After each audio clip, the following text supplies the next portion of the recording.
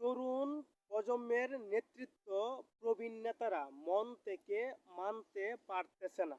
এটাই সবচেয়ে বড় সমস্যা। তারা চায় না যে দেশে ভালো কিছু হোক। তারা চায় না যে দেশ থেকে সন্ত্রাসী ছিনতাইকারী দর্শন মুক্ত হোক। তারা চায় না যে দেশ থেকে কি দুর্নীতি মুক্ত হোক।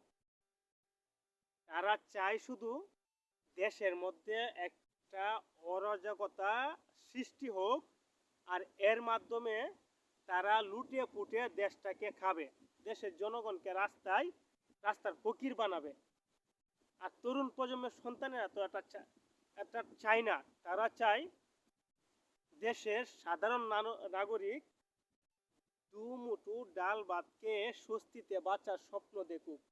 তার ছেলে মেয়েরা যাতে মানুষের মতো মানুষ হতে পারে, এটা নিয়ে স্বপ্ন দেখে।